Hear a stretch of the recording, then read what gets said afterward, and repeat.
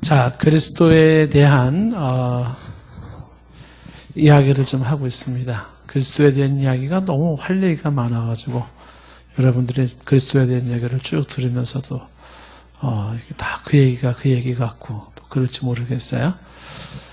그리스도가 누구냐? 이제 우리가 그 그리스도를 아주 좀 넓게 깊게 좀 이렇게 보고 있습니다. 그래서 그리스도라는 그분이 가지고 있는 이름의 종류부터 어떤 이름을 가지고 있는지, 뭐 예수, 인자, 하나님의 아들, 주, 여러 이름들의 의미를 좀 보면서 그리스도는 사람이냐 신이냐라는 본질의 문제, 그래서 이성 1인격 신이면서 인간인 모습을 보았고, 그 다음에 이제 그리스도가 가지고 있는 신분은 도대체 왕의 신분이냐 종의 신분이냐, 그를 왕으로 섬겨야 되는 거냐 아니면 종으로 우리가 이해를 해야 되느냐라고 하는 부분에서 그리스도의 낮아진 비하의 모습과 높아진 승귀의 모습, 즉 종으로서 낮아진 모습과 왕으로서 높아진 신분에 대해서 그 신분에 대한 것을 보았습니다. 자, 이제 우리가 지금 보고 있는 건 뭐냐면 이제 그리스도의 사역이거든요. 직분. 그러니까 그리스도는 직분이 뭐냐? 이 직분이 계장이냐 과장쯤 될까? 뭘까요? 직분이 뭐냐 할 때 그리스도에게는 세 가지 직분이 있다라는 거죠. 그 세 가지 직분이 이제 그 중에 이제 세 번째 왕 직분이 있어요. 그 부분을 이제 우리가 보게 되는데, 그리스도의 직분을 이제 세 개로 얘기해서 그리스도의 삼중직 이렇게 얘기를 하기도 해요. 세 가지 직분 이렇게 얘기를 하는데, 그래서 우리가 이제 그동안 보았던 것이 첫 번째로 보았던 것이 그리스도는 선지자로서의 선지자직이 있었고요. 두 번째, 그리스도는 제사장직이 있었어요. 그리고 이제 오늘 우리가 볼 것은 그리스도의 왕직, 이제 왕에 대한 얘기를 좀 이제 보려고 하는 것입니다. 자, 선지자, 제사장, 왕직 이렇게 얘기를 하는데 이제 왜 이런 얘기를 하는 거냐? 그 부분을 좀 얘기를 좀 하다 보면 이렇게 되는 거죠. 그러니까 예수를 뭐라고 부르냐면 그리스도라 이렇게 불러요.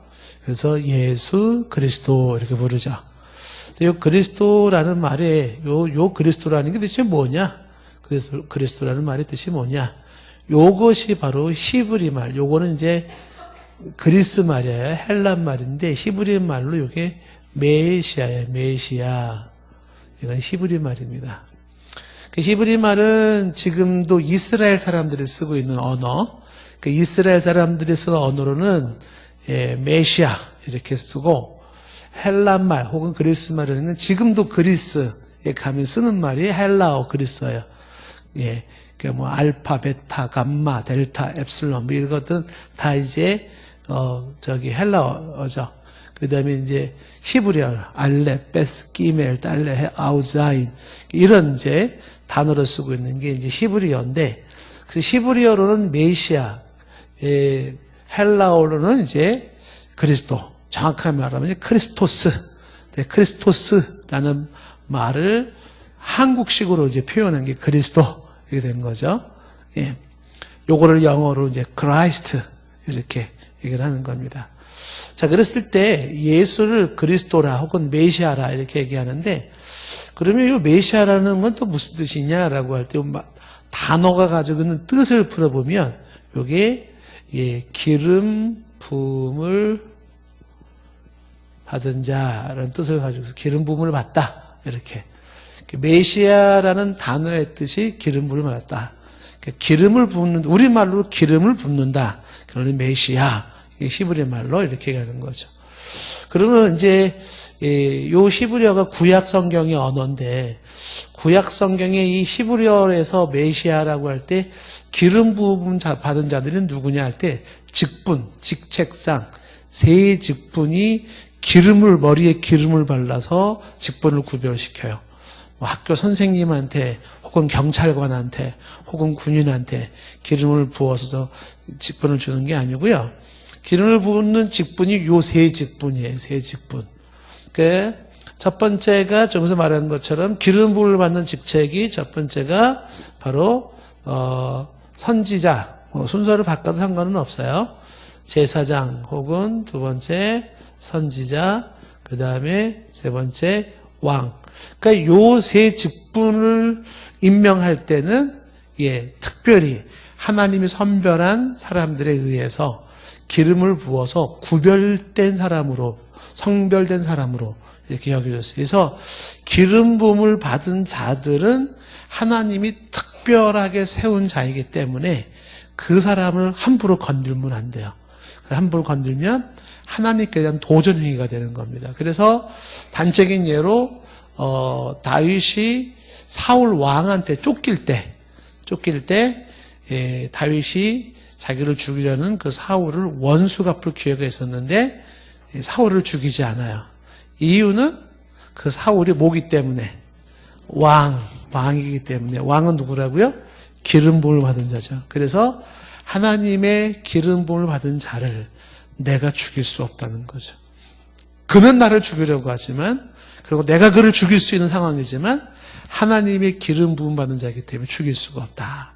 그게 다윗의 모습이잖아요. 그만큼 기름을 부어서 하나님의 사람으로 특별히 구별을 시켜 놓았습니다. 그러니까 메시아 혹은 그리스도라는 말의 뜻이 결국은 기름 부음을 받은 자로서 세 직분을 가진 자를 말하는 거죠. 세 직분을 가진 자. 요 세 직분을 가진 자만이, 그러한 자만이 바로 구원자가 되는 거예요. 구원자.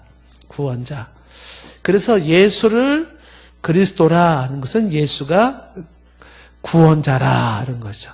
그 구원자는 최소한 제사장이어야 되고 선지자여야 하고 왕이어야만 돼요. 그러니까 이 제사장이나 선지자나 왕이 되지 아니한 자는 구원자가 될 수가 없어요. 구원자는 바로 메시아로서 세 가지의 직책을 가진 자가 구원자가 될 수 있다. 그랬을 때 이 세 가지 직분을 한 사람이 동시에 가지고 있는 그분이 누구냐 도대체가. 그것이 구약 성경에서부터 계속 예언을 했어요. 이런 메시아가 올 것이다. 이 세 가지 직분을 감당하는, 이 세 가지 직분을 가진 자가 메시아가 이 땅에 올 것이다. 쫙 예언했고, 그 예언의 성취가 바로 요셉과 마리아의 아들에서 태어났던 예수, 2000년 전에 십자가에 죽으시고 3일 만에 부활하시고 하늘로 올라가신 하나님 우편에 계시고 다시 오실 그 예수, 그 역사적 인물인 예수가 구약에서 계속 얘기해 나왔던 바로 그 구원자라는 것이 구원자라. 그러니까 다른 사람이 구원자가 될 수가 없어요. 그렇죠? 그럼 여러분들이 이제 이렇게 질문할 수 있을 거예요. 아니, 그러면 좋다. 메시아가 올 거를 예언했고 기름 부음을 받은 이 세 가지 직분을 가진 자가 구원자가 된다고 하는데 왜 그 사람이 꼭 예수여야 되는가? 무하마드는 왜 안 되나? 그렇죠? 혹은 그 이후에 주셨던 수많은 종교 지도자들은 왜 안 될까? 오직 왜 예수만이 될까라고 하는 거죠. 간단하게 예를 들면은 이제 오늘 우리가 이제 새벽에 시편 22편 말씀을 보았는데 시편 22편에 오실 메시아에 대한 예언이 쭉 나와 있어요. 몇 가지가 나왔어요. 그 메시아는 나의 하나님 어찌 나를 버리시나이까 이렇게 외칠 사람이고, 그 다음에 시편 22편만 보더라도 두 번째 그 오실 메시아는 향해서 사람들이 고개를 흔들면서 혀를 차야 돼. 고개를 흔들어야 돼. 심지어. 그 다음에 입이 천장에 말라붙어 있어서 목이 말라야 되고 몸에서 물을 쏟아야 되고 뼈가 피부에 붙은 상접한 그런 모습이 되어야 되고 그의 옷이 제비를 뽑아서 가져가게 돼야 돼. 그러니까 이런 내용들 22편에만 보더라도 오실 메시아에 대한 예언의 말씀이 몇 가지가 이렇게 있어요. 그 예언이 22편, 시편 22편만이 아니라 구약 성경 전체를 다 통틀어 보면은요, 300가지가 넘어요. 그 예언이 다 성취된 사람이 누군가 역사 인물 중에. 그분이 바로 예수예요. 그래서 구약 성경에 나타난 그 예언이 그대로 이루어졌어요. 뭐 처녀의 몸에서 태어나는 것부터 태어나자마자 이집트로 뭐 피난 가는 것부터 그로 인해서 두 사람이가 죽어야 되는 것부터 뭐 그런 많은 이야기들이. 자, 그래서 결국은 이 예수라고 하는 그분이 바로 그리스도로서 바로 이 역할을 감당했다. 그래서 우리가 지난번에 보았던 것은 처음에 선지자부터 보았었죠. 선지자는 바로 하나님. 선지자는 천천히 하세요. 막 급하면 더 안 꺼져, 이게 더 천천히 이렇게.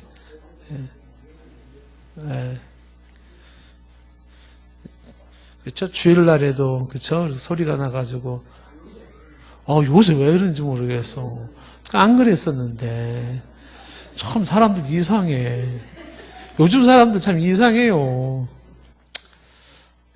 자, 우리끼리니까 이해하고 가는 거죠. 그러니까 선지자는 하나님의 말씀을 대변해 주는 자예요. 그러니까 하나님이 어떤 생각을 가지고 있고 어떤 뜻을 가지고 있고 어떻게 백성을 향해서 말하고 있는지. 그래서 선지자는 하나님을 대변해요. 그 역할을 하고 제사장은 인간을 대표해요. 그래서 인간의 대표해서 인간의 죄를 사하고 또 인간과 하나님 사이의 중보 역할을 하는 건데, 그래서 예수님은 하나님의 대신하는 선지자로서 인간을 대표하는 제사장으로서 영원한 속죄를 이루셨죠. 제사장으로서. 그래서 두 가지 직분이 이루어진 사실을 우리가 성경을 통해서 확인을 했어요. 그래서 예수님을 보니까 진짜 선지자네. 예수님을 보니까 진짜 제사장이네. 이렇게. 그래서 이제 오늘도 성경을 통해서 예수님 보니까 진짜 왕이시네. 이걸 확인하면서 진짜 성경으로 나타난 성경에 보니까 예수님을 제사장으로 선지자로 왕으로 말씀하고 있구나. 그러니까 그 예수님이 바로 기름 부음을 받은 자 메시아구나. 다른 말로 그리스도구나. 그래서 구원자 되신다. 이렇게 이해하시면 되겠죠. 그래서 우리가 이제 왕직에 대한 이야기를 우리가 집중적으로 좀 보려고 하는데, 자, 먼저 우리가 이제 한번 내용을 보고 싶은 것은 예수님하고 빌라도하고 대화 나누는 장면을 한번 좀 보겠습니다. 요한복음 18장 말씀 보시면, 요한복음 18장 33절 말씀서부터 한번 보시겠어요. 33절 말씀서부터 38절까지 말씀 보시면 예수님하고 빌라도하고 대화를 나누는데 어떤 대화가 주거니 받거니 하는지 보시면, 잘못 보면은 두 사람이 동문서답을 하는 것 같아요. 빌라도하고 예수님하고 동문서답. 근데 그 동문서답이 아니라 의미가 다 있죠. 33절 말씀 보시면은 빌라도가 다시 관제가 들어가서 예수를 불러서 이렇게 말을 해. 내가 유대인의 왕이냐? 네가 유대인의 왕이냐? 이걸 이제 첫 번째 빌라도가 질문을 했어요. 너 왕 맞아? 왕? 너 왕이야? 왕? 이렇게 물었어요. 유대인의 왕이냐? 물었어요. 그런데 예수님이 대답이 뭐냐면 34절 말씀에 뭐라고 대답하시냐면, 이 말은 내가 스스로 하는 말이냐 아니면 다른 사람이 내에 대해서 내게 한 말이냐. 예수님이 질문을 다시 되받아서 질문을 했어요. 그러니까 여기 지금 질문이 빌라도 내가 스스로 하는 말과 다른 사람들이 내게 대해 한 말과 달라요. 그래서 대답도 달라질 수밖에 없어요. 그러니까 내가 스스로 하는 말이라면, 다시 말하면 빌라도 네가 스스로 하는 말이라면, 야, 너 유대인이 왕이야? 이 질문이 빌라도 개인의 질문이었었다면, 스스로 한 말이었다면, 예수님의 대답은 뭐냐면 아니, 이렇게 얘기를 하는 거죠. 왜 그러냐면 빌라도가 스스로 하는 말은 그 왕이라는 의미가 정치적인 왕이냐, 이런 의미를 담고 있기 때문에 그래요. 그러니까 빌라도가 스스로 하는 말로서 너가 유대인의 왕이야? 너 정치적인 왕이야? 라고 묻는 질문이었었다면 주님은 아니라고 말했을 것이고, 다른 사람들이 나에 대해서 내게 한 말이냐라고 할 때 다른 사람들이라는 게 유대인들을 말하는 건데, 유대인들의 말을 나한테 묻는 거냐? 유대인들의 말을 인용하면서 네가 왕이냐? 이렇게 유대인들의 질문을 하는 것이라면 대답은 yes, 그래 내가 왕이야 라고 말할 수 있다는 거죠. 그러니까 유대인들의 질문은 뭐냐 하면 유대인들이 하는 질문은 요거죠. 메시아로서 왕인가? 이제 요 질문인 것이죠. 그러니까 빌라도가 묻는 질문은 세상의 대통령같이 정치적인 왕으로서의 왕이냐라고 물었을 것이고 그때는 아니라고 말할 것이고 유대인들이 생각하는 것처럼 메시아로서 네가 왕이냐라고 그렇게 묻는 질문이라면 맞아 그래 라고 대답할 수 있는 거예요. 그래서 대답이 두 개로 나눌 수 있기 때문에 빌라도가 내가 유대인의 왕이냐 그러니까 예수님이 34절에 네가 스스로 하는 말이냐 아니면 다른 사람이 나에 대해서 한 말이냐 이렇게 다시 반문한 거예요. 자, 그러니까 35절에 빌라도가 뭐라고 말을 하냐면 이렇게 말하죠. 내가 유대인이냐? 이렇게 말해요. 내가 유대인이냐? 그러면서 너의 나라 사람 이렇게 했죠. 너의 나라, 너의 나라. 그러니까 지금 이 예수가 왕이냐 아니냐 이 문제를 놓고 생각할 때 너의 나라, 예수, 너의 나라 사람들이라고 말해요. 너의 나라 사람과 대제사장들이 너를 내게 넘겼다. 내가 뭘 했느냐라고 이야기를 한 거죠. 그래서 이 빌라도가 너의 나라 사람이라는 이야기를 들으면서 예수님이 또 이렇게 대답을 하시는 거예요. 36절 말씀에 뭐라고 말했냐면 내 나라는 이 세상에 속한 것이 아니다. 그래서 예수님의 나라가 있는데 그 예수님의 나라는 세상에 속한 나라가 아니라는 걸 강조하고 있어요. 예수님의 나라? 세상에 속한 나라가 아니라고? 그러니까 세상에 속하지 아니한 예수님의 나라가 있다는 거죠. 그러면서 만일 내 나라가 이 세상에 속한 것이었다면 내 종들이 싸워 나로 유대인들에게 넘겨주지 않게 하였으리라. 이 유대인들이라는 게 뭐예요?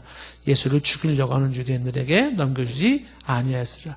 내 나라 사람들이라면 나를 죽이라고 내놓지는 않았을 것이다 라는 거죠. 근데 이 사람들이 나를 죽이려고 하는 건 뭐냐면 이 유대인들은 내 나라 사람들이 아니라는 거죠. 그래서 내 나라는 여기에 속한 것이 아니다. 즉 세상에 속한 것이 아니다. 이렇게 얘기를 하고 있는 것입니다. 자, 그러면 예수님께서 지금 이제 왕 얘기를 하다가 너네 나라 얘기를 얘기했고 예수님은 내 나라 사람들, 내 나라를 얘기할 때 예수님의 내 나라는 그게 세상의 나라가 아닌 세상의 정치적인 그런 나라가 아닌 어떤 나라예요? 바로 하나님의 나라. 다른 말로 그러면 영적인 나라. 이렇게 말할 수가 있는 건데 그 세상 나라, 영적인 나라라고 하는 것이 오늘 우리가 예수님을 왕으로 이해하는 데서 아주 중요한 개념인 것이죠. 그러니까 예수님을 왕으로 이해할 때 이제 오늘 두 가지를 얘기할 때 첫째는 영적인 나라의 왕으로서 이제 우리 한번 볼 거예요. 그 예수님이 말할 때 당신은 어디의 왕이냐면 영적인 나라의 왕이 첫 번째고 두 번째는 그 영적인 나라하면서 동시에 우주적인 나라의 왕이 돼요. 그 우주적이라고 하는 게 또 뒤에 좀 설명을 하겠지만, 그랬을 때 지금 예수님께서 하시는 말씀이 지금 좀 전에 36절 말씀에 내 나라는 이 세상에 속한 것이 아니오라고 하는 이 말이 가지고 있는 건 뭐냐면 예수님의 나라는 지상에 속한 나라가 아니다. 땅에 속한 나라가 아니다. 사람들의 지금 각 나라 대통령들이 다스리고 있는 대한민국이 다스리고 있는 그런 나라들은 아니다. 이런 걸 얘기를 하는 거죠. 그래서 땅에 속한 나라, 세상에 속한 나라가 아니다라는 이야기를 하면서 그 얘기가 아니다라고 하면서 그것은 하나님의 나라라고 하는 독특한 영적인 나라를 얘기를 하는데 그 영적인 나라를 얘기할 때 제 얘기 잘 들으셔야 돼요. 영적인 나라를 얘기할 때 세상 나라를 아우르는 영적인 나라예요. 이 아우른다라는 게 뭘 의미하는 거냐라는 것이 여러분 결론에서 이해를 하셔야 되는 거예요. 그러니까 예수님의 나라는 땅에 속한 나라가 아니라 하나님의 나라로서 영적인 나라다라는 걸 강조하는데 그 영적인 나라는 땅에 속한 나라가 아니라는 것은 땅에 속한 나라와 무관한 나라라는 걸 의미하는 게 아니라 땅에 속한 나라를 아우르는 더 깊고 넓은 영적인 나라, 이렇게 이해를 하셔야 돼요. 이제 결론적으로 얘기했지만은요. 근데 왜 굳이 이 세상에 속한 나라가 아니다라고 얘기를 하는 거냐면, 세상에 속한 나라는 유한한 나라고, 세상에 속한 나라는 불완전한 나라고, 세상에 속한 나라는 영원하지가 않은 나라들이에요. 그런데 그리스도의 나라는 유한한 나라가 아니에요. 무한하고 완전하고 영원한 나라예요. 그 무한하고 완전한 영원한 나라가 그 유한하고 불완전하고 영원하지 않은 나라를 포함을 시켜버려요. 그래서 지상에서 가지고 있는 이 유한하고 불완전하고 영원하지 않은 나라랑 구별을 시키기 위해서 주님께서는 내 나라는 세상에 속한 게 아니라 일단 이렇게 얘기를 하는 것이죠. 세상 나라와 같지 아니한 주님의 나라가 따로 있다. 내가 이 나라에 속했다면 이 백성들이 나를 그렇게 죽이려고 했겠냐라는 거죠. 이 사람들은 지금 내 나라 백성들이 아니에요. 유대인들은 내 나라 백성들이 아니에요. 그럼 예수님의 나라 백성들은 누구냐? 그것도 우리가 봐야 되겠죠?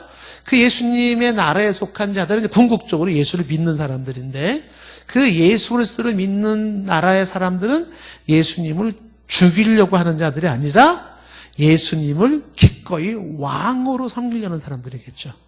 그렇죠? 예. 그 예수님을 막 죽여버리고 없애버리고 막 소리를 지르고 이런 사람들은 예수님 나라에 속한 사람들이 아니에요. 그러니까 영적인 나라라고 하는 그의 나라에는 이 세상 나라 사람들의 그런 개념이 아니에요.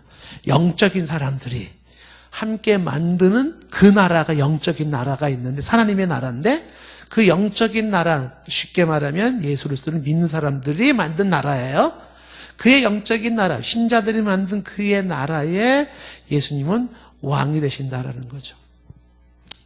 자, 이런 대화를 이제 빌라도랑 주고받으면서 이제 대화가 여기서 끝나는 게 아니라, 빌라도가 이 예수님한테 이렇게 또 질문을 던지는 게, 이렇게 질문을 던져요. 37절 말씀 보시면 빌라도가 뭐라고 말하냐? 그러면 내가 왕이라는 얘기야, 아니라는 얘기야? 이걸 질문하는 거죠. 그러니까 내가 왕이야, 아니야? 이게 대답 좀 해봐. 왕이야, 아니야? 그러니까 지금 처음에 빌라도가 내가 유대인의 왕이냐? 그러니까 예수님의 대답이 뭐야? 네 말이야, 다른 사람 말이야. 그러니까 야, 무슨 내 말은 내가 뭐 유대인이야? 네 나라 사람들의 말에 의하면 네가 왕이라고 그러자는데, 그러니까 예수님, 내 나라 사람들은 나를 죽이려고 하는 사람들이 아니야. 내 나라 사람들은 그런 사람이 아니야. 내 나라 사람들은 이 세상에 속한 나라 사람이 아니야. 예. 영적인 나라에, 하나님 나라에 속한 내 백성이 따로 있어. 이런 얘기를 좀 주고받다가 빌라도도 되게 헷갈렸겠죠. 빌라도가 그러니까 네가 왕이야, 아니야? 이렇게 묻는 거죠. 예수님이 뭐라고 말해? 내 말과 같이 내가 왕이라는 얘기를 해요. 내가 왕이라. 그러면서 예수님이 내가 이를 위해 태어났으며 이를 위하여 세상에 왔나니 곧 진리에 대해 증언을 하리라. 무릇 진리에 속한 자는 내 소리를 듣는다. 이런 얘기를 하죠. 그러니까 영적인 나라에 속한 사람들은 어떤 사람들이에요? 진리에 속한 사람들로서 진리의 소리를 듣는 사람들이에요. 그런 사람들은 예수님을 왕으로 인정하는 사람이죠. 그러니까 진리에 속하지 아니하고 진리를 듣지 않는 사람은 영적인 속한 사람들이 아니에요. 예수를 왕으로 인정하지 않는 거죠. 예수님께서 여기 37절에서 진리에 속한 자는 이라고 하는 이야기를 하면서 그 앞에 뭐라고 말했냐면 내가 왕이라고 직접 얘기를 하고 있는 거죠. 예수님이 내가 왕이라 이렇게 얘기를 하고 있는 거죠. 성경을 보면서 그러면 예수님이 왕이네. 이렇게. 우리는 그동안 예수님이 제사장 맞네. 예수님이 선지자 맞네. 근데 지금 우리가 지금 보는 거 예수님이 스스로가 뭐라 그래요? 왕이라 그러죠. 그러면서 그 왕이 어디의 왕이냐라고 하는 이야기를 빌라도랑 대화를 나누면서 아주 독특하게 바로 정치적인 세상에 속한 나라가 아니라 세상에 속하지 아니한 영적인 나라의 영적인 백성들과 함께 만들어진 그 나라의 왕으로서 그 백성들은 예수를 죽이려는 자들이 아니라 예수님을 왕으로 모셔서 그의 통치를 받으려고 하는 자들로서 그들은 진리에 속하고 진리의 말을 듣는 자들이다 이렇게 얘기를 하고 있는 거죠. 그러니까 또 빌라도가 또 궁금한 게 생겼어요. 뭐라고 얘기를 하냐면 38절에 이렇게 질문하는 거죠. 그러면 진리는 또 뭐야? 이렇게 묻는 거죠. 진리가 뭐냐? 이렇게. 그 빌라도가 지금 예수님하고 왕과 나라에 대한 얘기를 막 하다가 어디까지 왔어요? 예수님이 진리에 속한 백성들이 아니기 때문에 나를 죽이려고 하는 거죠. 내 백성이 아니에요. 예수님의 백성들은 진리에 속한 자들이기 때문에 예수를 죽이려고 하지 않죠. 그 빌라도가 진리가 뭐냐라고 질문했지. 이 빌라도가 진리가 뭐냐라고 하는 것은 진짜 진리를 알고 싶은 깊은 혹은 진지한 마음에서 진리가 뭐냐고 묻는 질문은 아니에요. 왜냐하면 이 질문에 대해서 빌라도가 더 깊이 들으려고 하는 자세는 없어요. 근데 이 질문을 한 이유는 뭘 얘기하는 거냐면 진리에 대한 사모함에서 나온 질문이 아니라 조소하는 거죠. 진리? 아이고, 좋아하네. 이런 의미를 가지고 있는 거죠. 진리? 다 소용없어. 뭐가 진리인데 쓸데없는 소리야. 난 진리에 관심이 없어.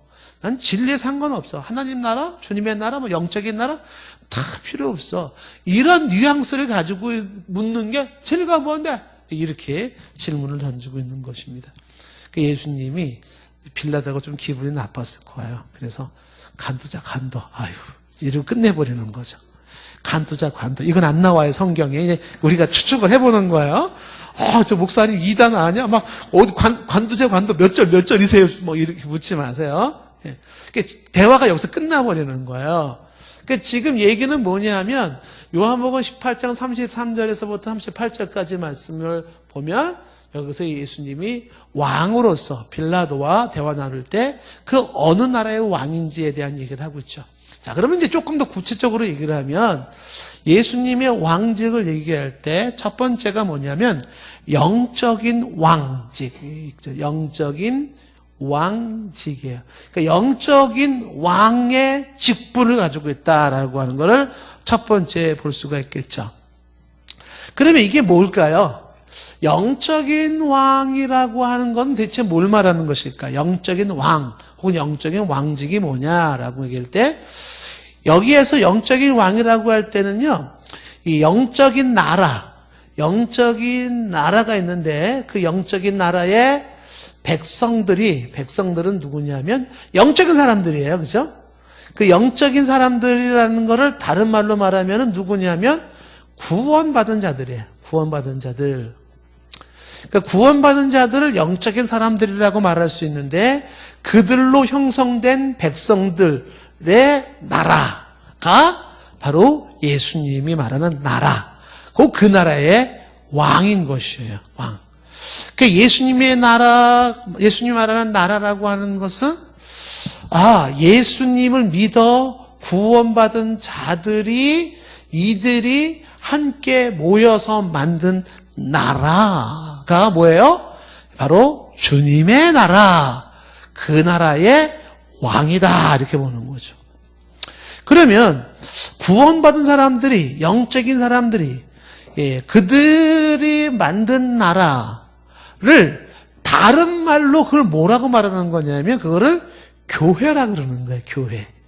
그러니까 교회는 뭐냐 하면 바로 구원받은 사람들이, 백성들이 만든 나라가 교회예요. 이 교회라고 하는 것은 동산교회 같은 지역교회의 개념이 아니라 예수님을 그리스도라고 믿고 있는 그 옛날 저기 아프리카의, 아시아의, 유럽에 혹은 현재 저 아프리카의, 유럽에 혹은 오세아니아주에 과거나 현재나 그 어디에서나 예수를 그리스도라고 믿는 사람들, 그 모든 사람들이 바로 만든, 그 백성들이 만든 나라, 그거를 교회라고 하는 건데, 이거를 갖다 보통 우리가 교회의 보편적 교회라고 얘기를 하는 거죠. 혹은 우주적 교회라고 얘기를 하는 거죠.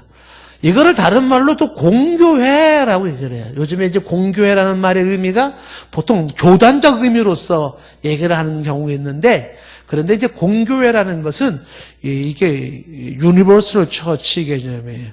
그러니까 지구상에 이단이 아니라면, 그리고 타 종교가 아니라면 예수를 그리스도라고 고백하고 있는 장로교, 감리교, 성결교, 오순절, 심지어는 루터교, 이 모든 교회는 결국은 하나의 교회예요.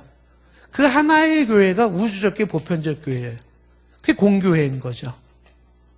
운나 에클라티아.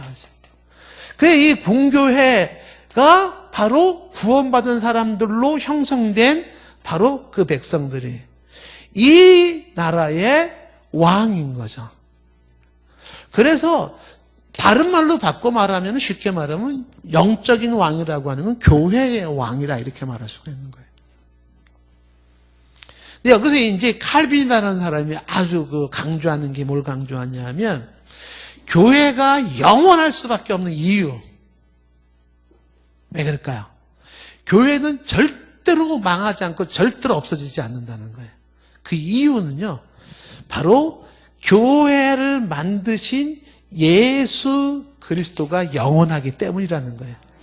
그러니까 예수 그리스도의 영원성이 곧 교회의 영원성을 보장한다. 왜? 그 예수 그리스도를 믿는 사람들이 만든 교회이기 때문에 그래요. 그렇죠? 그래서 예전에 볼테르라고 하는 사람이 100년이 지나면은 기독교는 없어질 거라고 예언을 했는데, 그분이 예언한 지 벌써 300년? 한 200년 넘고 300년이 다 돼가죠. 교회가 없어졌어요? 없어졌어요. 그러니까 없어지지 않죠. 네. 그러니까 이게 칼빈이 말한 게 맞는 거죠. 그러니까 교회의 영원성은 그리스도의 영원성에 기인한다는 거예요. 그래서 이 영적인 왕은 이런 믿는 신자들로 구성된 교회의 바로 왕으로서 다스리시고 통치하시는 분이시구나, 이렇게 볼 수가 있죠. 자, 요 내용이 성경 에베소 1장 20절 말씀 보시면요. 에베소 1장 20절. 그의 능력이 그리스도 안에서 역사하사 죽은 자들 가운데서 다시 살리시고 하늘에서 자기 오른편에 앉히셨죠. 그리스도를 어떻게 해요? 다시 살려시고 부활시키시고 하나님 오른편에 앉으셨죠. 그리고 이어진 21절 말씀에 그 예수님은 모든 통치와 권세와 능력과 주권과 이 세상뿐만 아니라 오는 세상에 일컫는 모든 이름 위에 뛰어난 이름을 예수님이 갖게 하셨어요.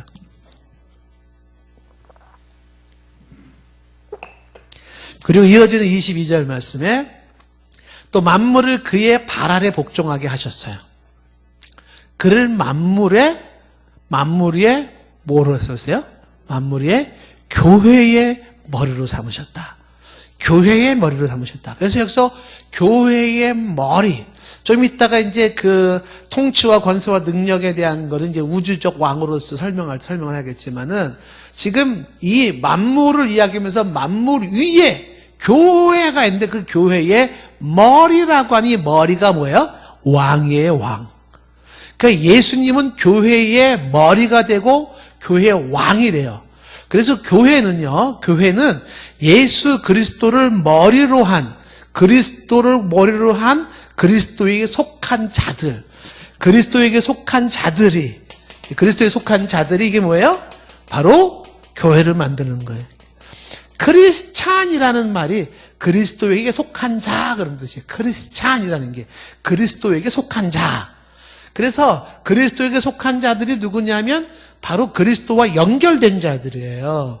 예수 그리스도가 그래서 머리가 되고, 그 머리를 중심으로 전 세계에 예수님을 나의 주라고 고백하는 이 땅의 모든 크리스찬들은 보이지 않게 다 연결되어져 있어요. 그래서 모든 사람들이 어디를 가나 당신의 구주가 누굽니까? 라고 하면 Jesus Christ, 이렇게 얘기를 해요. 나도 주님이 그리스도인데, 이렇게. 그래서 얼굴색이 다르고 언어가 다르고 그다음에 무슨 문화가 다른 사람들일지라도 모두가 예수가 그리스도라고 고백하고 있는 한은 그 사람들은 예수를 머리로 해서 어떻게 해요? 다 연결된 사람들이에요. 그 연결된 사람들을 보이지 않는 교회로 불가시적 교회, 보편적 교회, 우주적 교회 이렇게 얘기를 하는 것이죠. 거기에 지금 예수님이 왕이시다. 그 교회의 머리가 되신다라고 하는 거예요. 교회의 머리가 누구예요? 예수 그리스도예요. 교회의 머리는 모 집사님, 뭐 오래된 성도 그런 사람들이 아니에요. 머리 노릇 막 하려고 그러면 안 돼요. 예수님 자리를 뺏으려고 그러면 안 돼요. 우리는 머리가 아니에요. 그렇죠? 목사도 머리가 아니죠. 자, 그래서 에베소서 이제 이어지는 말씀에 1장 23절 말씀 보면 교회는 또 뭐라고 됐냐면 교회는 그의 몸이니 이렇게 돼요. 그러니까 교회가 예수 그리스도를 머리를 축으로 해서 연결되어진 이 땅의 모든 지체들로서 교회를 얘기할 수도 있고 그걸 함께 모아서 그의 몸이라고 하는 교회로 이야기를 하고 있는 것이죠. 그래서 지금 예수 그리스도는 바로 교회의 왕이다. 구원받는 백성들의 왕이다 하는 거죠. 여러분에게 한번 질문 던져볼까요? 구원받은 자들의 왕인데요. 구원받은 자들의 여러분들은 들어가나요? 안 들어가나요? 이 구원받은 자들 속에 나도 들어간다 생각하시는 분 들어보세요. 나도 들어간다. 아니면 나는 안 들어간다 이런 분 계시나요? 혹시? 예. 감사하네요. 그렇죠? 그러면 여러분들 거기가 다 손들었잖아요. 그렇죠? 그럼 묻고 싶어요. 여러분들의 영적인 왕은 누구예요? 그렇죠. 예수 그리스도가 우리의 왕인 거죠. 그래서 예수 그리스도가 우리를 다스리고 우리를 통치하고 우리를 보호하고 우리를 지키시고 하는 거죠. 우리는 이중시민권을 그랬잖아요. 육체를 가지고 있어서 대한민국 시민으로 대한민국 정부의 통제를 받고 또 규칙을 지켜나가야 되지만 그러나 또 하나는 우리는 영적인 자들로서 구원받은 사람으로 우리의 영원한 나라가 또 따로 있는 거죠. 보이지 않는 나라, 영원한 나라, 하나님의 나라. 또 우리에게는 그 영원한 나라의 왕이 따로 있는 거죠. 바로 예수 그리스도가 있는 거죠. 아까 제가 헷갈리지 말라고 얘기한 게 뭐냐면 지상의 나라가 그 영원한 나라의 예속이 돼요. 지상에 있는 나라는요, 우리가 지금 몸담고 있는 나라는 길어야 100년이 안 될 거예요. 우리가 몸담고 있는 건. 근데 영적인 나라라고 하는 이 나라는요, 이거는 제한된 나라가 아니라 했죠. 땅에 속한 나라가 아니라 했잖아요. 그래서 제한된 나라가 아니고 유한한 나라가 아니에요. 무한한 나라, 영원한 나라예요. 그래서 지구의 종말이 왔을 때에 이어지는 영원한 나라. 그 나라에 속한 사람들이 저와 여러분들이죠. 그 여러분들은 이미 그 영원한 나라, 아주 들어가기 어려운 그의 나라에 이미 합격증을 받으신 분들이에요. 축하드립니다. 그 어려운데 어떻게 이렇게 합격하셨어요? 아무나 못 들어가는 그 영원한 나라에 여러분들은 합격증을 다 가지고 계신 분들이죠. 그래서 이 영적인 나라의 왕이다 이렇게 얘기를 하는 것이죠. 자, 그래서 좀 전에 이제 뭐라고 얘기를 했냐면 에베소 말씀을 통해서 예수님을 머리라 그리고 그 교회를 그리스도의 몸이라 이렇게 얘기를 했잖아요. 요거를 에베소 5장에 가면 부부 사이 결혼 관계를 설명할 때 이걸 이렇게 설명하는 거죠. 에베소 5장 31절에 보시면 남편과 아내를 얘기를 할 때 에베소 5장에서 뭘 얘기하고 있냐면 그러므로 사람이 부모를 떠나 그 아내와 합하여 둘이 한 육체가 된다 그랬잖아요. 그 부부가 둘이 하나가 된다는 거예요. 여러분 이제 결혼하신 분들 둘이에요, 하나예요? 대답이 안 나와요. 우리 둘이야, 하나야, 그죠? 예. 둘이라고 하기에는 하나라고 하기에는 암만 봐도 이건 둘이지 뭐. 안 맞아 너무 안 맞아 막 우리 부부는 로또인가 봐 너무 안 맞아 막 이런 분 계시잖아요. 그렇죠? 예. 그 지금 부부를 얘기할 때 아내와 합하여 둘이 한 육체가 된다. 하나라고 해요. 한 몸이다. 이렇게 얘기를 하고 있는 거예요. 근데 요거를 이어진 32절에 뭐라고 말을 하냐면 이 비밀이 크도다. 여기서 비밀이 뭐예요? 미스테리죠. 신비. 이 신비가 크대. 둘이 하나가 되는 신비가 있는 거죠. 부부 사이에. 그 둘이 하나가 되는 이 신비를 왜 이 부부 관계를 얘기를 했냐면 이게 결국 뭘 얘기하고 싶은 거냐면 그리스도와 교회에 대해서 말하는 거라는 거죠. 그러니까 그리스도를 머리라 그리스도의 몸이라라고 얘기할 때 그리스도와 우리와의 관계는요 결국은 분리된 그리스도와 나의 관계가 아니죠. 영적인 사람들이나 구원받은 사람들은 그리스도와 상관이 없는 사람들이 아니고 그리스도와 분리된 사람들이 아니에요. 비밀, 신비 뭐예요? 하나 된 사람들이죠.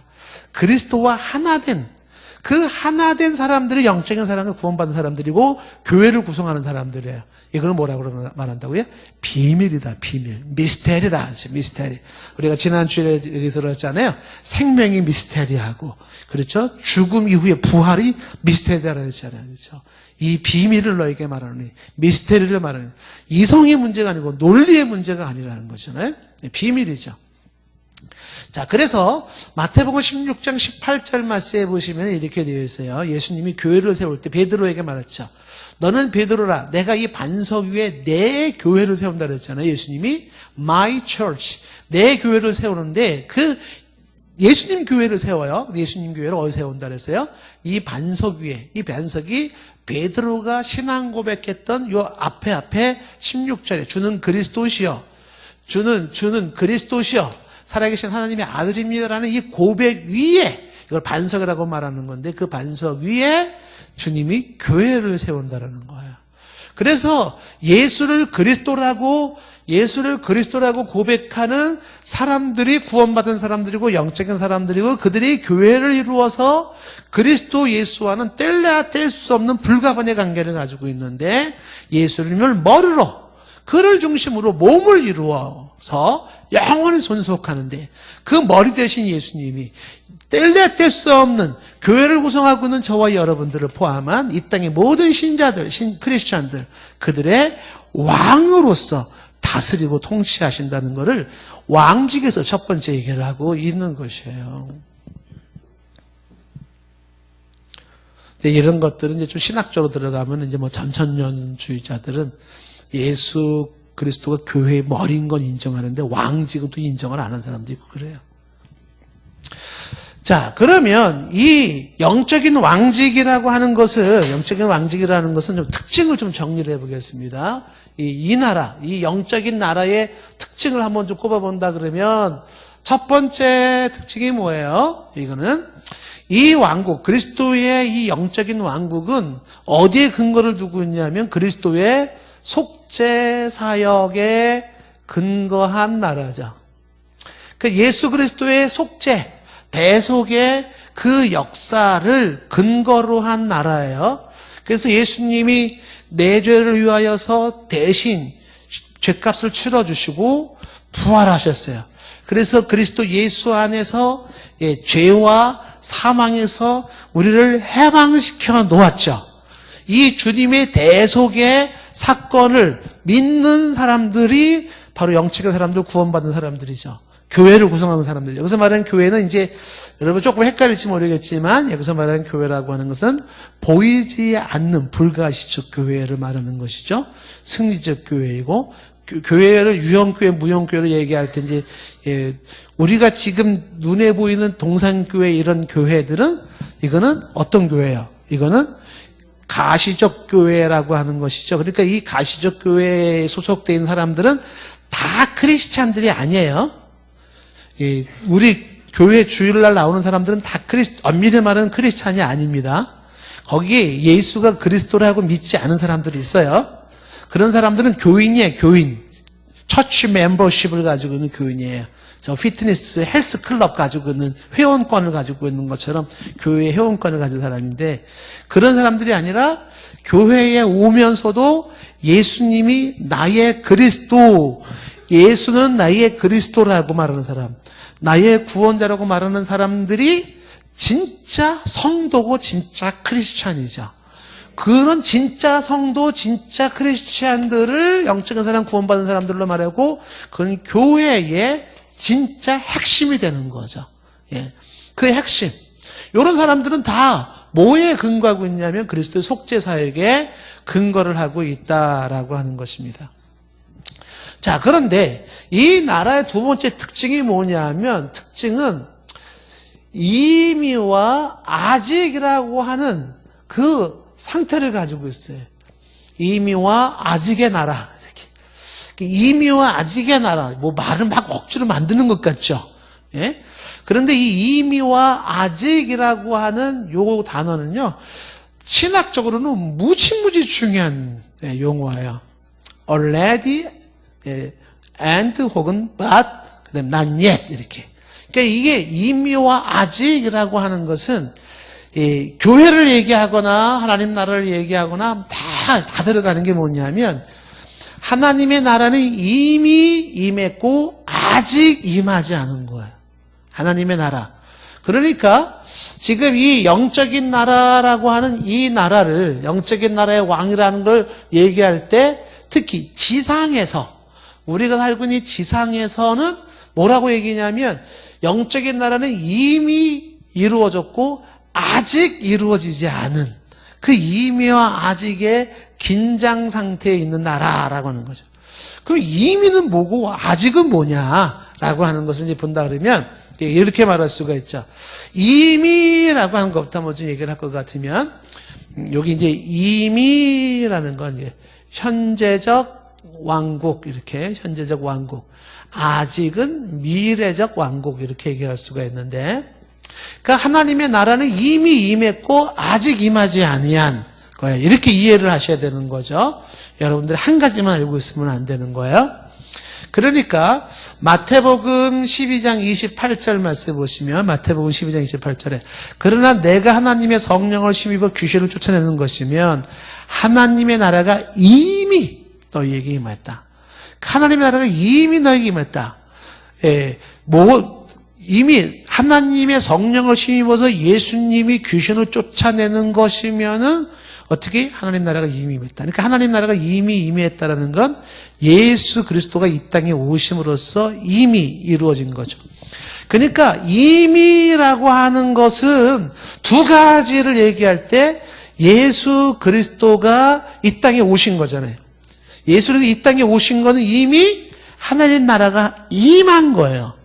또 하나는 이 이미라고 하는 게 또 하나 의미는 뭐냐면, 이 예수 그리스도가 이 땅에 오신 것만이 아니라 예수 그리스도가 내 마음에 오심. 이게 또 이미죠. 이미. 이미라는 것은 그리스도가 이 땅에 오신 것이 이미고, 그리고 여러분들이 지금 예수님을 영접했죠. 예수님을 나의 그리스도라고 영접했죠. 그러면 그 순간에 여러분 속에는 예수님이 임하신 거죠. 그래서 임했기 때문에 이미라는 말이 가능할 수가 있는 것이죠. 자, 그래서 예를 들면은 누가복음 17장 20절 말씀에 말하기는 뭐라고 말했냐면, 바리새인들이 하나님의 나라가 어느 때 임합니까? 물으니까 예수님이 말하기를 뭐라고 말했냐면, 하나님의 나라는 볼 수 있게 임하는 것이 아니라 21절 말씀에 또 여기 있다 저기 있다라고도 못하죠. 하나님의 나라는 너희 안에 있다. 그 너희 안에가 두 가지 의미인데, 너희 안에 예수님 자신을 의미하기도 하고, 또 하나는 in your heart, 너희 마음속에 하나님의 나라는 이미 임했다라는 거죠. 예수님으로서 이 땅에 오신 것과 예수님이 너희 마음속에 계심으로 하나님의 나라는 이미 임했다. 그래서 하나님의 나라는 볼 수 있게 임하는 것도 아니고 먹고 마시는 문제가 아니죠. 의와 평강과 희락이 특징적으로 설명될 수 있는 게 하나님의 나라예요. 그래서 이미 이루어진 이 하나님의 나라, 지상에서 교회가 이야기할 때 지상에서 이 교회는 이미 하나님의 왕국으로서, 교회는 하나님의 왕국으로서 지상에 존속하고는 있어요.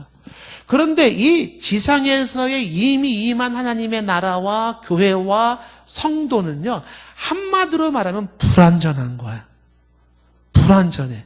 이미 임한 하나님의 나라인데, 이미 임한 교회인데도 불완전함이 있어요. 그 불완전함이 이미 내 마음속에 있지만 불완전해. 그 불완전하다는 것은 예수 그리스도의 나라의 불완전한 게 아니라 세상의 불완전함과 나의 육신의 불완전함 때문에 그 불완전한 요소가 같이 섞여 있는 거예요. 죄된 요소가 있고 유한한 요소가 있고, 그 다음에 완전치 못한, 거룩치 못한 것들이 있어요. 그런 게 지상에서 보여지는 나라의 모습이에요. 그래서 이미 임한 주님의 나라는, 이 나라라고 하는 것은 어떤 나라냐면 끊임없이 진행하는 나라고, 끊임없이 성장하는 나라고, 끊임없이 확대되는 나라인 것이죠. 그러면 더 이상이 이제 확대되지도 않고 성장되지도 않고 불완전하지도 않고 죄도 없고 완벽한 그의 나라가 앞으로 올 거라는 거죠. 그 완벽한 나라, 그게 언제 와요? 주 예수 강림하신 이후에죠. 그러니까 주님이 재림하신 이후에 이 현재의 불완전한 나라들이, 영적인 나라가 완벽한 나라로, 영원한 나라로 존속하게 되는 거죠. 그러니까 완전한 나라, 완벽한 나라, 죄가 없고 거룩한 나라, 흠과 티가 없는 나라, 점도 없는 나라, 그런 모든 최상 최고의 완벽한 나라는 아직 오지 않은 거기 때문에, 그래서 이미 왔고 아직 오지 않았다라는 두 가지 용어를 쓰고 있는 것이죠. 여러분들이 예를 들어 누군가가 얘기할 때, 사람들이랑 얘기할 때 보면은 거의 하나님의 나라, 영적인 나라를 얘기한다 그러면은요, 이미 이것만 강조하거나 아직만 강조하거나 그렇게 얘기하는 사람들을 보게 될 거예요. 그러니까 이미 임했어 라고 강조하는 사람들, 아직 임하지 않은 거야를 강조하는 사람들, 다 부분적인 거야. 온전한 이해는 뭐예요? 두 가지 다. 이미 임했고 아직 임하지 아니한. 그러니까 오늘 설명을 듣고 사람들한테 얘기하면 사람들이 이해를 못할 거예요. 그렇죠? 야, 하나님의 나라가 임했니 안 임했니? 이미 임했지만 아직 임하지 않았지. 아, 그러니까 임했다는 거야, 임하지 않았다는 거야. 다시 얘기해 줄까? 이미 임했어. 그러나 아직 임하지 않았지. 얘 미친 거 아니야, 얘 지금? 이렇게 될 거예요. 알 수가 없겠죠, 그 사람들은. 그 의미가, 지금 두 가지 의미가 동시에 포함되고 있는 거죠. 우리가 앞에서 말한 것과 똑같아. 예수는 신이에요, 인간이에요? 신이면서 인간이고, 인간이면서 신이지. 아, 그러니까 신이란 뜻이야, 인간이란 뜻이야. 신이면서 인간이고, 인간이면서. 아, 그러니까 똑부러지게 얘기해봐. 신? 인간? 이래. 신이면서 인간이고, 인간이면서 신이고. 대화가 안 될 수 있을 거예요. 그렇죠? 그런 비슷한 뉘앙스라고 생각할 수가 있는 거죠. 자, 그래서 교회라고 하는 것은 바로 이런 모습이다라는 거죠. 그래서 여기에 특징이라고 하는 것은 이미와 아직의 나라라고 얘기하는 것이고요. 그래서 본질적으로 특징에서 세 번째로 좀 강조될 수 있는 것은 뭐냐면, 세 번째로 강조하는 것은, 이거는 엄밀한 말에서 이거 보편적 우주적 교회의 요 영적인 나라 구원받은 사람들이기 때문에 요거를 이제 무형교회, 무형교회라고 하는 그 교회의 신자들, 무형교회의 신자들을 중심으로 한다는 거죠. 중심으로 한다 혹은 근본으로 한다, 이렇게 볼 수가 있어요. 그러니까 교회라고 하는 것은 아까 말한 것처럼 눈에 보이는 교회가 눈에 보이지 않는 교회가 있고, 교인이 있고 성도가 있는 것처럼, 그런데 우리가 지금 하나님의 나라라고 하는 것은 지상에서는 지금도 저와 여러분들은 누가 크리스찬이고 누가 크리스찬인지 잘 몰라요. 누가 신자인지 아닌지 잘 모릅니다. 예수 잘 믿는 것 같다고도 어느 순간에 삐까닥하고 휙까닥하고 갈 사람도 있고, 도무지 예수 안 믿는 것 같은 사람인데도 끝까지 예수를 나의 주라고 순교자적인 삶을 살아가는 사람도 있을 수도 있고, 알 수가 없어요. 그럼 우리는 제대로 알 수는 없지만, 그러나 궁극적으로 그의 나라는 무형교회인 진정한 신자들, 진정으로 구원받은 자들, 진정인 영적인 사람들, 이런 사람들을 근거로 한 그의 나라라고 하는 것이죠. 자, 그러면 이제 두 번째가 있는데, 두 번째는 이제 우주에 대한 왕직입니다. 우주에 대한 왕직인데, 자, 요거를 이제 우주에 대한 왕직을 요것만 간단하게 그냥 얘기를 하고 좀 마치겠습니다. 이거 끊으면 다음 시간에 또 이걸 반쪽짜리 얘기를 하면 좀 어려울 수가 있어서 한 5분 이내에 끝내보도록 하겠습니다. 두 번째는 영적인 왕직이 있고, 그 다음에 우주적인 왕직이 있어요. 그 우주적인 왕직이라고 하는 것은, 그것은, 우주적 왕직이라고 하는 것은 뭘 말하는 것이냐면, 예수 그리스도는 바로 전 우주를 통틀은 왕국이 된다는, 이 우주적 왕국을 얘기할 때는 이 영적인 나라이면서 동시에 현재 부분적인 지상 나라까지 다 포함해 버리는 거예요, 여기에서.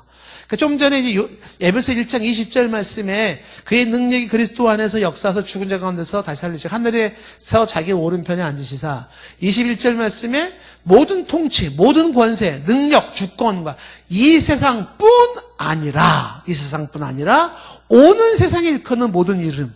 그러니까 이 세상뿐만 아니라는 건 이 세상도 포함되는 거죠. 그러니까 이 세상에 우리가 살고 있는 대한민국의 대통령이 있죠. 대한민국의 대통령이 있고 다스리는 게 있지만 그 대통령을 다스리는 보다 궁극적인 또 왕이 있는 거죠. 그것이 바로 영적인 나라가 세상의 나라를 포함해 버리는 거예요. 그래서 그 우주적인 나라라고 할 때 그 우주적인 나라는 것은 지상의 나라와 그 다음에 내세의 나라를 다 아우르는 폭넓은 나라를 일컫는 말이에요. 그래서 21절 말씀에 이 세상뿐만 아니라 오는 세상에 일컫는 모든 이름에 뛰어난 이름이 되는 것이에요. 그리고 22절에 만물을 그의 발 앞에 복종하게 했어요. 그러니까 만물이 그에 복종한다는 건 지상에 있는 모든 것도 다 결국은 누구의 통치를 받아요? 예수님의 통치를 받는 것이에요. 그러니까 예수님을 왕으로 얘기할 때 영적인 왕으로만 이야기한다 그러면 그러면 우리가 지상에서 살고 있는 현재의 삶은 상관이 없겠네? 그냥 영적으로만 왕이네? 그렇게 생각하시면 안 되는 거죠. 영적인 왕이라고는 큰 그림이 있지만 그러나 동시에 우리가 살고 있는 지상에서의 육신을 입고 있는 불완전한 이 세상에 대한 통치도 누가 하신다? 그리스도 예수님이 하신다는 거예요. 그러니까 왕이라고 하는 건 영적인 왕이면서 우주적이라는 것은 세상에, 지상에, 우리의 현재 삶의 모든 것까지를 다 통치하시는 왕으로서의 그 왕을 얘기를 하고 있는 것이에요. 빌립보서 2장 9절 말씀에 예수님이 이제 십자가 못 박혀 죽으심으로 하나님의 그 이름을 지극히 높여 모든 이름에 뛰어난 이름을 주셨어요. 그래서 10절 말씀에 하늘에 있는 자들과 땅에 있는 자들과 땅 아래 있는 자들, 그러니까 하늘, 땅 아래 모든 자들이 그 이름 예수 앞에 무릎을 꿇게 되어 있는 것이. 때로는 세상의 나라가 지금 우리가 뭐 산불이 나고 뭐 북한과의 관계가 어쩌고 막 얘기하고 있죠. 거기에 최고의 왕이신 하나님이 어떻게 대한민국을 통치하고 있는지는 우리는 때로는 헤아리기 힘들 수는 있을 수 있어요. 그러나 분명한 사실은 뭐냐면 이 모든 것 속에 하나님의 그리스도가 왕으로서 통치하면서 결국은 영원한 하나님의 나라의 미래의 왕국을 향하여 지금 나가는데 합력의 선을 이루어 가고 계시는 거예요. 그러니까 이게 우리가 이해가 안 되는 것들이 다 왜 그럴까? 왜 이런 일이 있을까? 수많은 게 있지만 결국은 하나님의 미래의 왕국을 향해서 완성을 향해서 나아가고 있는 과정에 주께서 통치하시고 다스리시는 현세 세상의 나라라고 하는 것이죠. 자, 그래서 마태복음 28장 18절 말씀에서도 예수님 뭐라고 말했냐면 예수님은 하늘과 땅이 모든 권세를 가진 분이에요. 그러니까 예수님이 명령하시는 대로 되어지는 거예요. 지금의 역사는요, 여러분 그냥 흘러가는 게 아니라 주님이 명령하셔야 돼요. 그 명령하신 대로 가는 거예요. 여러분 그 믿음을 좀 가져야 되고, 이게 좀 감이 안 올지 모르겠는데 예수 그리스도가 어떻게 현실 세계, 오늘날 우리 정치와 경제와 사회를 어떻게 다스리고 있는지에 대한 거는 나중에 좀 더 공부를 하셔야 될 거예요.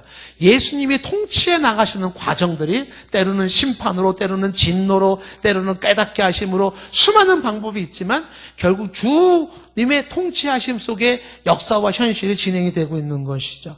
그래서 요한계시록 오늘 19장 16절 말씀에 요한계시록 16장 이게 다 왕에 대한 백마탄 왕 얘기를 하고 있는데 요한계시록 19장의 백마탄 왕을 저기 이단에 어떤 사람이 백마 타고서 사진을 착하닥 찍었어요. 그리고서 계시록에 있는 게 자기를 의미하는 거라고 말하는 사람이 있어요. 백마 타가지고 사진만 찍으면 요한계시록에 나와 있는 19장이 그 사람이 되는 게 아니에요. 네, 여러분들 요한계시록 19장에 나와 있는 백마 탄 그 사람이 되고 싶으면 가서 백마 하나 빌려 타고 사진만 찍으면 돼요? 아니에요. 그건 누구나 다 할 수 있는 거예요. 근데 그렇게 사진 찍어놓고서 봐라 내가 백마탄 왕 계시록 19장에 나와 있나 이렇게 얘기하는 이 얄팍한 속임수에 넘어가면 안 되겠죠. 그 예수 그리스도를 얘기하고 있는데 순결하신 예수 그리스도를 얘기하는데 19장 16절에 그 옷과 그 다리에 이름을 쓴 것인데 만왕의 왕이요 만주의 주라. 예수님을 얘기하는 거죠. 예수님은 왕 중의 왕이세요. 주 중에 주신 거죠. 이 땅의 모든 것이. 그래서 이 우주적인 왕권에서 강조하는 것은요, 바로 저와 여러분을 뿐만이 아니라 개인적인 삶뿐만이 아니라 사회와 집단과 민족을 다스려 나가시는 예수 그리스도의 통치권을 얘기를 하는 것이에요. 그래서 예수의 통치권이 지금 미치지 않는 곳이 없다는 것입니다. 그랬을 때 이 영적인 왕과 우주적인 왕의 상관성이라는 게 뭐냐라고 할 때 이 우주적인 왕은 왕권은 왕의 나라는 우주적인 이 왕의 나라가 있잖아요. 그 이 우주적인 왕의 나라가 있고 그다음에 이 영적인 나라가 있는데 이 지상에서에 나타나고 있는 모든 나라들은 영적인 이 나라에 다 예속된다라고 보는 거예요. 예속된다는 것이.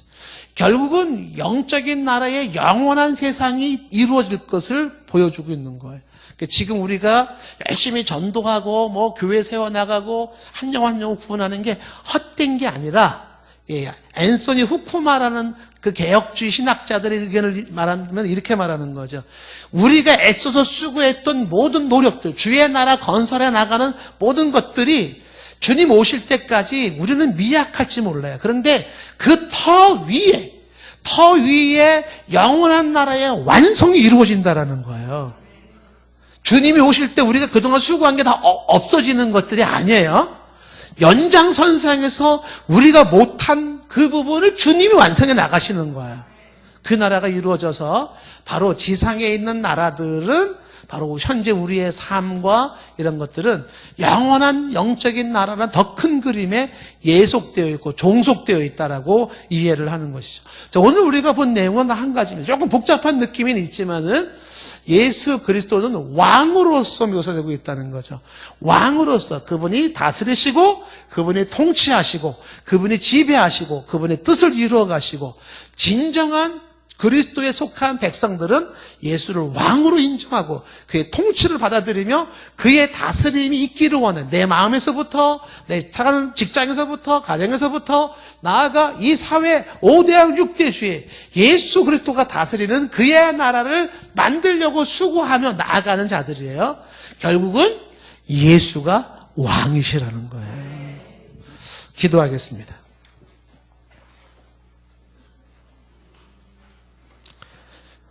우리 마음속에 기꺼이 예수 그리스도를 왕으로 고백하게 하옵소서. 왕이신 예수 그리스도 앞에 기꺼이 무릎을 꿇게 하시고 그 왕을 찬양하며 높이는 자들 되게 하옵소서. 주 예수 그리스도시여, 이 시간도 우리를 다스리시고 통치하시고 주의 명령하심과 다스림에 귀를 기울이고 순종하는 주의 백성들 되게 하옵소서. 주의 나라 하늘에서 이루어진 것처럼 이 땅에서도 이루어질 줄로 믿습니다. 예수님의 이름으로 기도드리옵나이다.